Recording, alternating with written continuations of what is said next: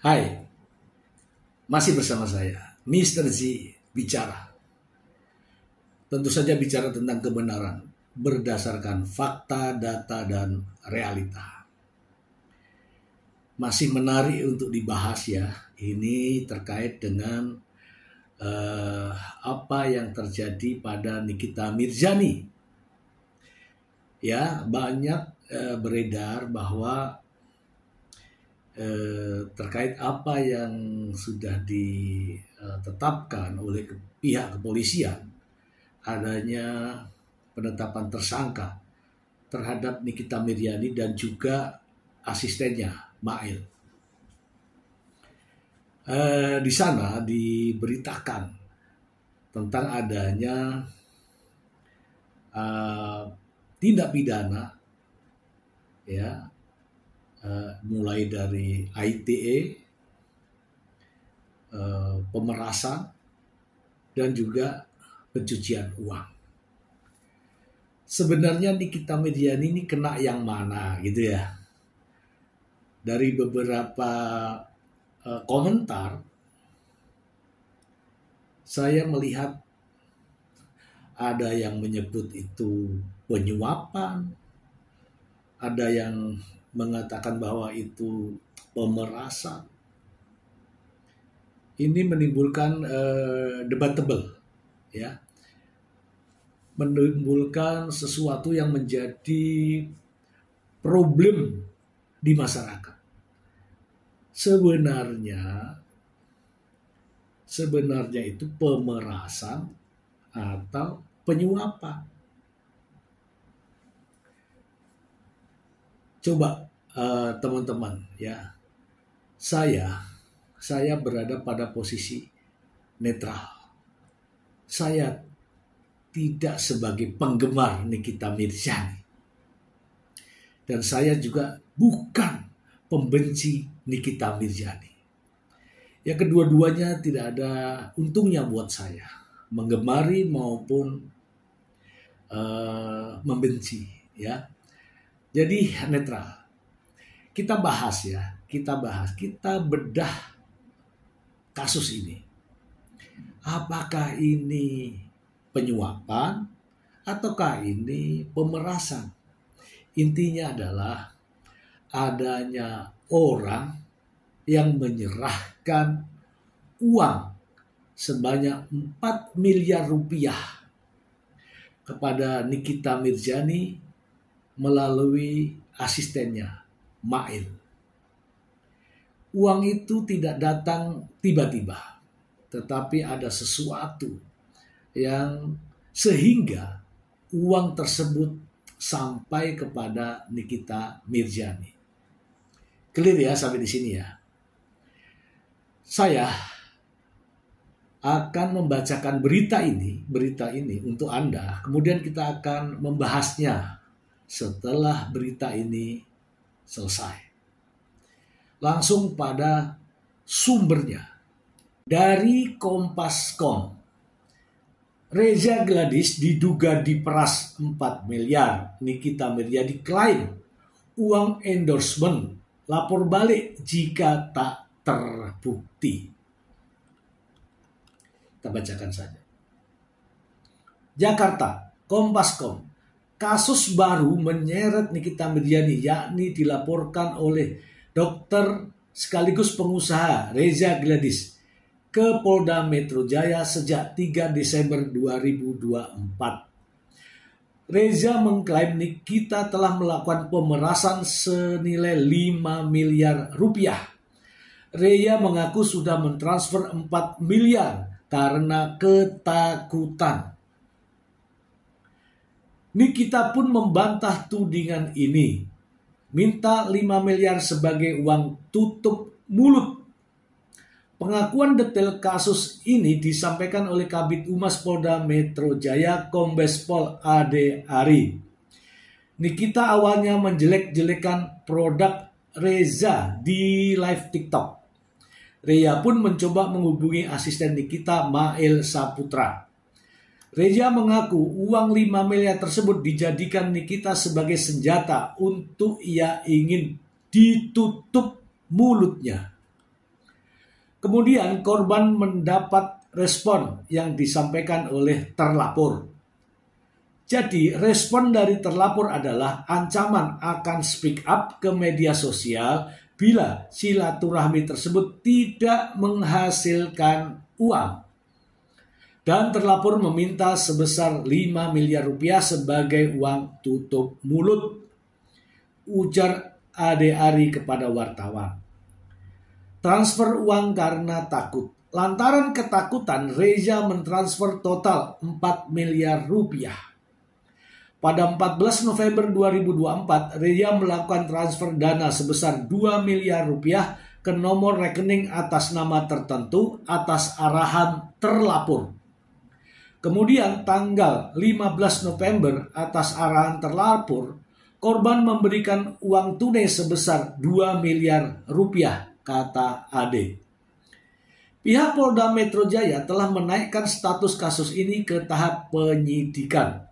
Sebanyak 10 saksi juga telah diperiksa, termasuk Nikita Mirzani, Dr. Oki Pratama, Mail, dan Doktif. Klaim uang endorsement. Melalui kuasa hukum, Nikita Mirzani membantah memeras Reza Gladys. Pengacara Fahmi Bahmid mengatakan tidak ada unsur pemaksaan saat Reza memberi uang. Reza sendiri menginginkan, dia sendiri yang menyerahkan uang itu. Pemerasan seharusnya ada unsur paksaan, ancaman, dan sebagainya, kata Fahmi Bahmid. Fahmi menyebut uang tersebut adalah bayaran endorsement untuk selama 1 tahun. Ini endorse, dia meminta uang, minta tolong kepada Nikita untuk mereview produknya. Ini terpaksa saya jelasin kepada Anda, biar Anda semua tidak salah dalam mengomentari melihat sesuatu. Tutur Fahmi Bahmid. Bahkan Nikita sempat menyatakan siap lapor balik jika tidak terbukti memeras Reza. Oke, kita bahas. Coba membedah ya kasus ini dengan apa yang sudah saya bacakan tadi melalui sumbernya. Jadi banyak beredar bahwa adanya penyuapan, adanya pemerasan. Kemudian apa hubungannya dengan tindak pidana pencucian uang? Sementara Nikita Mirzani ini bukanlah pejabat negara, bukanlah DPR, ya kan, bukanlah pegawai negeri dan sebagainya. Oke teman-teman, kita mulai dari kasus yang dipersangkakan, yaitu pemerasan. Apa sih makna pemerasan itu ya? Kalau saya melihat dan membaca dari pasal 368, ini adanya pemerasan dengan ancaman kekerasan. Ini ya ancamannya 9 tahun. Ini dalam KUHP. Apa sebenarnya pemerasan? Saya bacakan saja ya. Saya bacakan saja kepada Anda. Pemerasan adalah memaksa seseorang untuk memberikan, melakukan atau tidak melakukan. Jadi ya saya ingin bacakan ini. Apa sih pemerasan itu? Pemerasan adalah tindakan melawan hukum yang memaksa seseorang untuk memberikan, melakukan atau tidak melakukan sesuatu dengan ancaman kekerasan. Pemerasan termasuk tindak pidana kejahatan terhadap harta benda. Oke, kita kupas. Memaksa seseorang. Ada nggak orang yang memberikan uang? Ada. Ada nggak orang yang meminta uang? Ada. Ada ya, ada orangnya yang memberikan uang, ada orangnya yang meminta uang. Kemudian ada nggak pemerasan? Pemerasan di sini adalah memberikan sesuatu barang atau uang. Ada nggak orang yang merasa dirugikan karena memberikan uang? Ada. Oke, selanjutnya di sini ada yang kalimat yang berbunyi ancaman kekerasan. Nah, di sini ada nggak Nikita Mirzani melakukan pengancaman dengan kekerasan? Nah, mari kita ungkap di sini. Dalam kasus ini tidak bisa sepotong-sepotong, harus berbunyi dengan terangkai. Ada orang yang merasa dipaksa, ada orang yang memberi karena terpaksa, karena adanya ancaman atau ancaman kekerasan. Inilah yang dimaksud dengan pemerasan. Kira-kira ada tidak ancaman atau ancaman kekerasan terhadap orang yang memberikan uang? Oke, teman-teman bisa menilai sendiri di sini. Jadi, apa yang dilakukan oleh Nikita Mirzani? Menerima uang sebesar 4 miliar rupiah dari seorang yang menyerahkan, yaitu Dr. Reza Gladys, katakanlah begitu.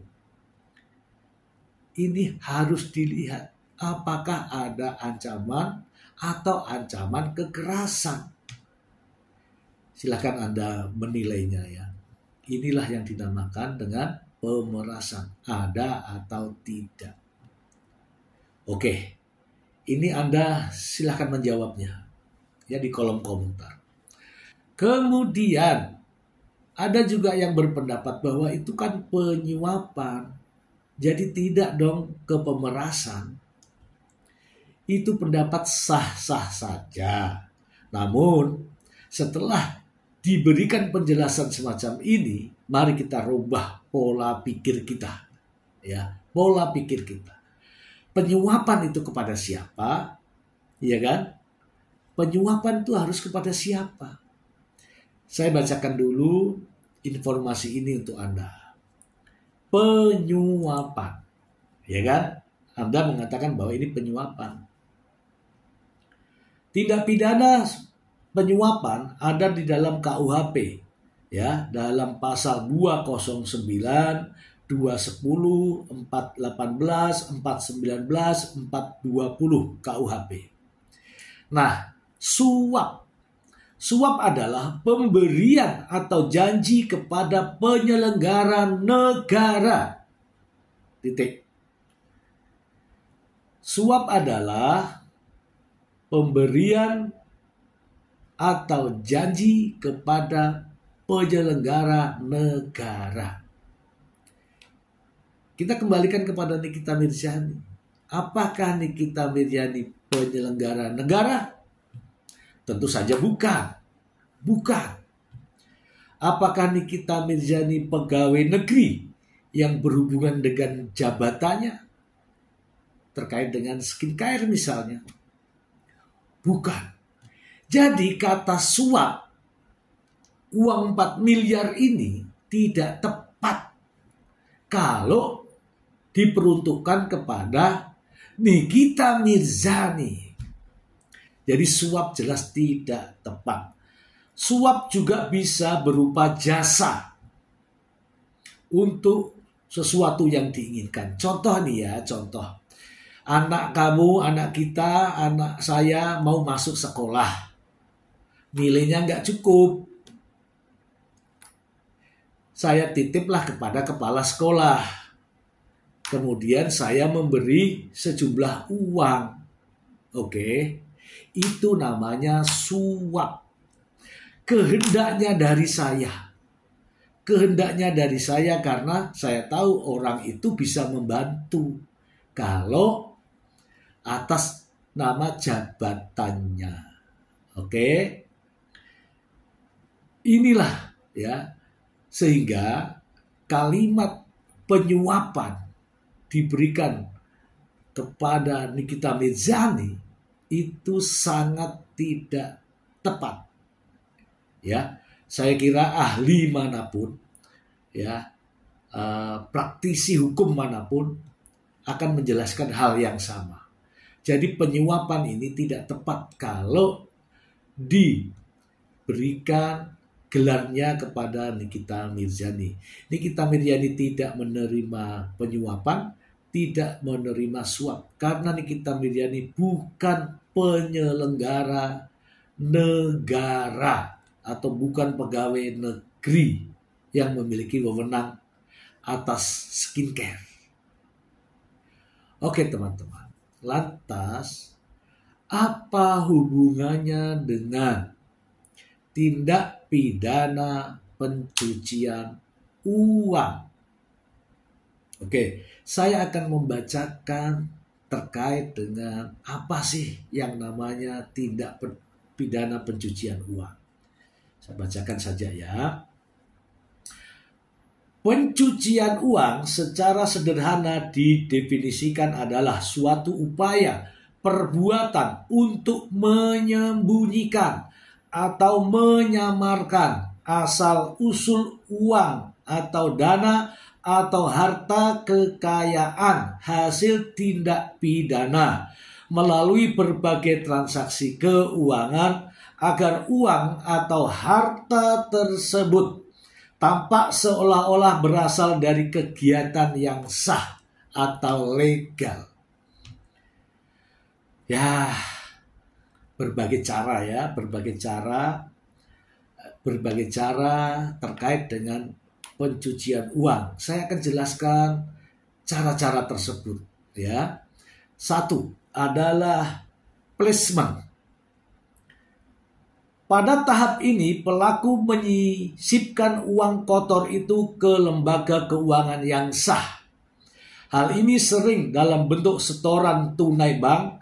Ini adalah tahapan paling mengerikan dari proses pencucian karena melibatkan sejumlah besar uang tunai yang cukup mencolok dan bank diwajibkan untuk melaporkan transaksi bernilai tinggi. Placement itu setoran langsung ke bank. Uang yang didapatnya kemudian disetorkan ke bank seolah-olah itu menjadi tabungan pribadi. Itu placement. Oke, satu dulu ya. Kemudian ada namanya ledgering ya. Tahap ini melibatkan pengiriman uang melalui berbagai transaksi keuangan untuk mengubah wujudnya dan membuat sulit diikuti.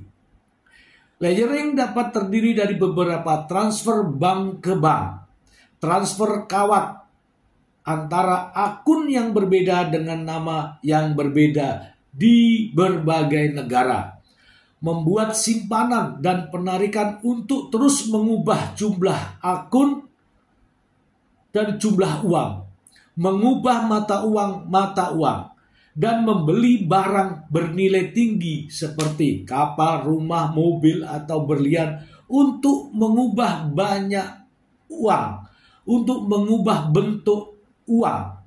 Ini adalah langkah-langkah yang paling rumit dalam skema pencucian uang. Dan ini semua merupakan upaya agar uang hasil kejahatan tersebut sulit dilacak asal dan tujuannya. Oke, dari sini apakah masuk ke kategori ini? Mari kita simak dengan cermat. Apakah masuk ke situ? Yang berikutnya adalah integrasi. Integrasi merupakan tahap menyatukan kembali uang-uang kotor tersebut setelah melalui tahapan-tahapan placement atau layering di atas, yang untuk selanjutnya uang tersebut dipergunakan dalam berbagai kegiatan-kegiatan legal. Legal ya, artinya setelah sudah diputar-putar tadi, kemudian tarik kembali uangnya, kemudian dibuat dengan kegiatan legal. legal ya apa saja, mungkin berdagang, mungkin mendirikan sebuah perusahaan dan sebagainya. Dengan cara ini akan nampak bahwa aktivitas yang dilakukan sekarang tidak berkaitan dengan kegiatan-kegiatan ilegal sebelumnya. Dan dalam tahap inilah kemudian uang kotor itu telah tercuci. Sampai tahap ini, uang yang masuk kembali ke ekonomi, arus utama dalam bentuk nampak sah. Tampaknya berasal dari transaksi yang sah atau legal. Oke teman-teman ya, itu adalah sistematis pencucian uang.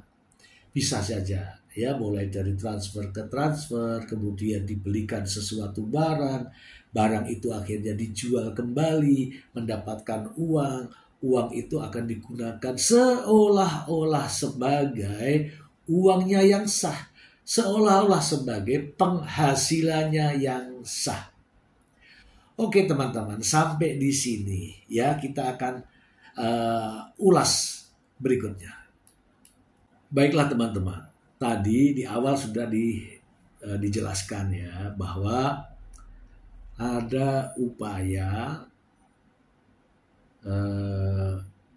Nikita Mirzani untuk katanya sih untuk mereview produk skincare dari Reza Gladys. Sekarang kita lihat nih apa tujuan sebenarnya Nikita Mirzani melakukan review. Apa tujuan Nikita Mirzani melakukan review? Oke. Kalau tujuannya untuk menyampaikan bahwa ada pelanggaran, bahwa ada zat yang tidak boleh, bahwa ada alat yang tidak boleh di dalam produk itu. Sekarang kapasitas Nikita Mirzani sebagai apa?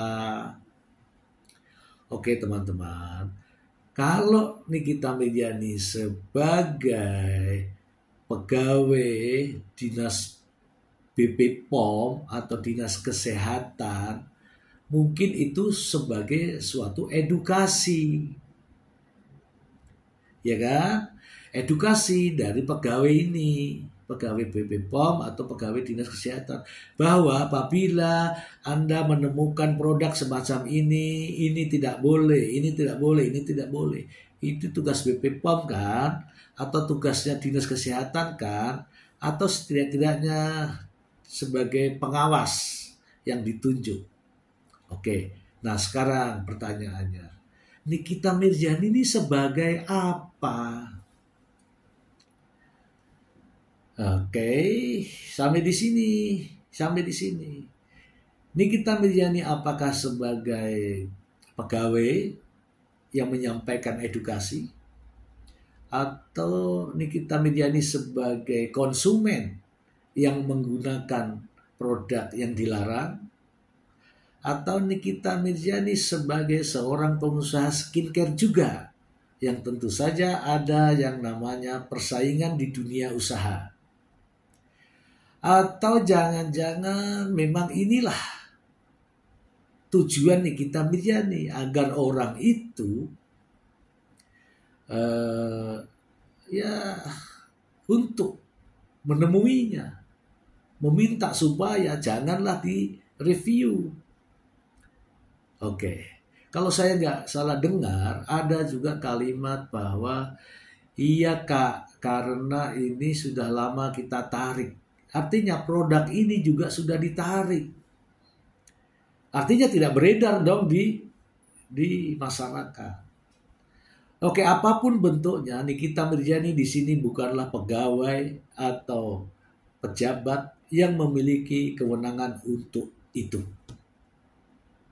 Tetapi faktanya justru Nikita Mirzani menerima uang yang katanya sebagai uang tutup mulut. Bagaimana caranya untuk mendapatkan tutup mulut? Ya, di media sosial menyampaikan sehingga merasa ada orang ketakutan. Masalahnya, apakah itu masuk pemerasan atau penyuapan? Tadi sudah dijelaskan. Kalau penyuapan terhadap pegawai, kalau pemerasan tidak harus kepada pegawai. Oke ya teman-teman ya, oke. Nah, uang tersebut dikirim melalui apa? Melalui transaksi transfer perbankan. Nah, kata-kata transfer, kata-kata perbankan ini masuk dalam kategori uang yang mencurigakan. Uang yang mencurigakan. Tiba-tiba ada dana masuk 2M tanpa diketahui asalnya dari mana misalnya. Ini termasuk transaksi yang mencurigakan. Makanya TPPU masuk di sini. Oke ya teman-teman ya. Selain TPPU juga saya mendengar ada yang namanya Undang-Undang ITE. Nah, Undang-Undang ITE itu untuk apa? Kaitannya dengan ini itu apa? Ternyata jauh sebelumnya sudah ada yang namanya keterlibatan atas hubungan dengan melalui ITE, yaitu ada di live TikTok, kemudian ada komunikasi lewat WhatsApp, kemudian ada transaksi lewat WhatsApp. Itu semua kaitannya dengan ITE. Jadi 3 pasal undang-undang yang berbeda. Ya, Undang-Undang ITE, kemudian KUHP, kemudian Undang-Undang TPPU. Lalu, apakah Nikita Mirzani setelah ditetapkan sebagai tersangka, Nikita Mirzani menerimanya? Saya rasa orang yang ditetapkan sebagai tersangka artinya telah terpenuhi 2 alat bukti yang sah.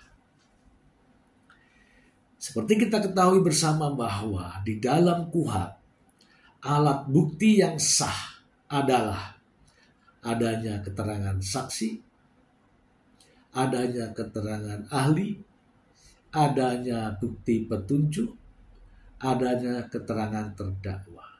Artinya, polisi dari Ditres Cyber Polda Metro Jaya menetapkan Nikita Mirzani sebagai tersangka berdasarkan minimal 2 alat bukti yang sah.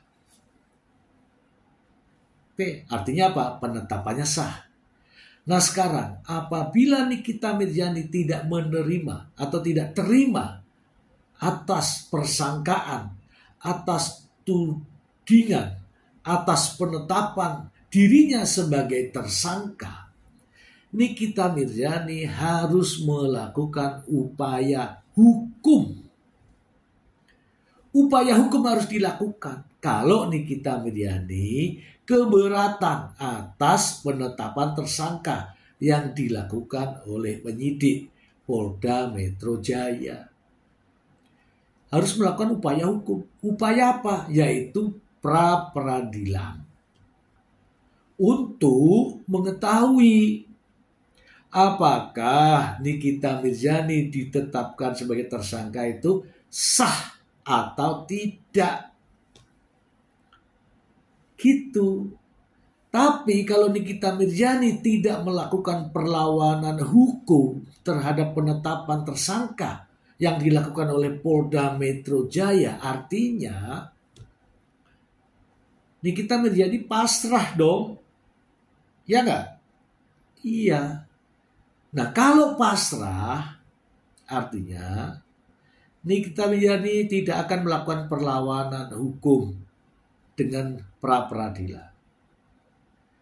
Artinya kasus ini berlanjut ke proses penyidikan dan mungkin akan sampai ke proses penuntutan hingga pada proses peradilan. Ya.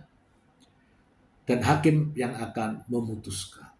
Nah, di sini ada ada waktu yang dibuang oleh Nikita Mirzani.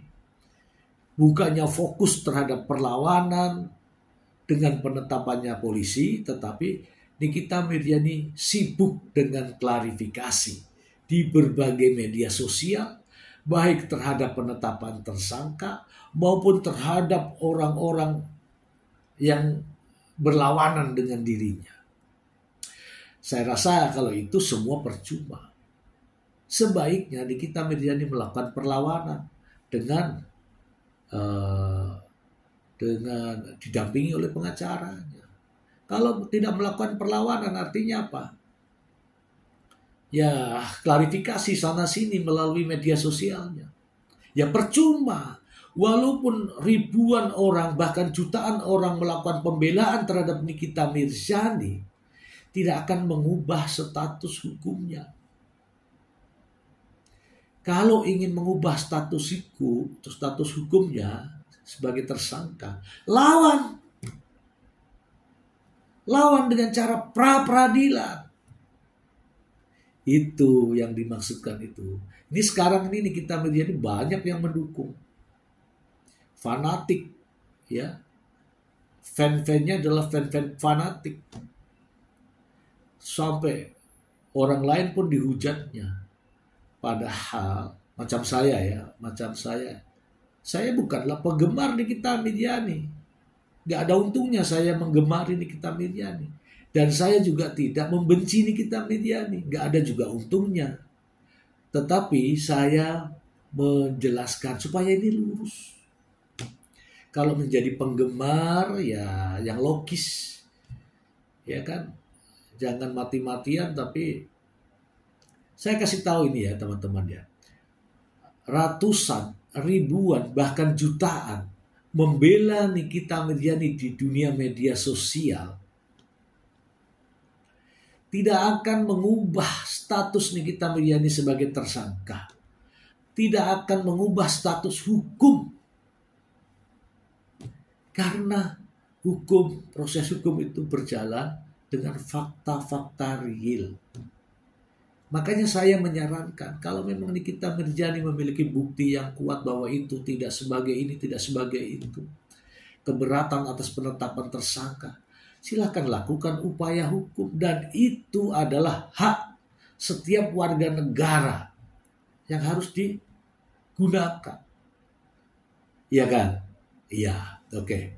Nah, sekarang sudah jelas nih perbedaan antara penyuapan dan pemerasan, serta apa relevansinya dengan Undang-Undang Tindak Pidana Pencucian Uang. Ini saya yakin ahli manapun belum pernah menjelaskan terkait dengan ini. Kenapa ada pencucian uang? Ya karena tadi ada transaksi dari rekening ke rekening, kemudian rekening ini kemudian dibayarkan untuk apa, dibelikan untuk apa, uang ini digunakan untuk apa, dan seterusnya. Itulah sehingga maka ditetapkannya Nikita Mirzani sebagai tersangka terkait kasus Undang-Undang ITE, kemudian ada pemerasan, kemudian ada pencucian uang. Benar atau tidak? Ya memang ini masih persangkaan. Belum tentu Nikita Mirzani bersalah. Iya, belum tentu. Makanya silahkan dilakukan perlawanan hukum. Jangan justru di berbagai media sosial, awas ya kalau tidak terbukti ya, awas ya kalau tidak terbukti. Itu kalau tidak terbukti. Nah kalau terbukti bagaimana? Semoga bermanfaat. Terima kasih.